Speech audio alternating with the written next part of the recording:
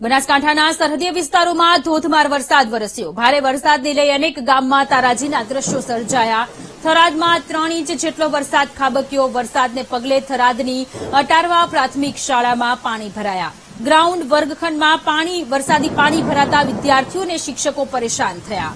લોકો પાણીમાં ચાલવા મજબૂર બન્યા। પાણી ભરાતા રોગચાળો ફેલાવાનો ભય લોકોને સતાવી રહ્યો છે। ત્યારે નાના ભૂલકાઓ બીમાર ન પડે તે માટે તાત્કાલિકપણે પાણીના નિકાલની વ્યવસ્થા કરવા લોકોએ માંગ કરી છે।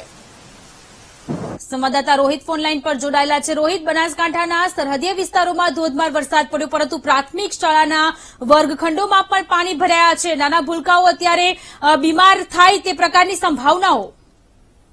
જી સોનલ, ચોક્કસથી વાત કરવામાં આવે તો જે પ્રમાણે બનાસકાંઠા જિલ્લામાં વરસાદી માહોલ જામ્યો છે, તેના કારણે ક્યાંક ખુશી જોવા મળી રહી છે, તો ક્યાંક ને ક્યાંક વરસાદી પાણી ભરાતા તો ક્યાંક ખેડૂતોમાં નુકસાનીને લઈ લોકો દુઃખી જોવા મળી રહ્યા છે।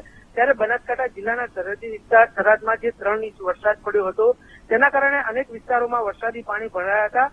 ખાસ કરીને જે થરાદની અટારવા પ્રાથમિક શાળા છે, તેમાં વરસાદી પાણી ભરાયું હતું અને આ પાણી ભરાતાની સાથે તમામ વર્ગખંડોમાં આ વરસાદી પાણી ભરાયા હતા, અને જેના કારણે વિદ્યાર્થીઓને અભ્યાસ પર અસર જોવા મળી હતી। બીજી તરફ વરસાદી પાણીના કારણે અહીં રોગચાળો ફાટે તેવી પણ શક્યતાઓ જોવા મળી રહી છે। ત્યારે હાલ તો અહીંના વાલીઓ અને શિક્ષકોની માંગ છે કે વહીવટી તંત્ર દ્વારા તાત્કાલિક ધોરણે આ વરસાદી પાણીના નિકાલની વ્યવસ્થા કરવામાં આવે, જેથી રોગચાળો ન ફેલાઈ શકે। જી સોનલ। જી આભાર રોહિત, તમામ વિગતો માટે।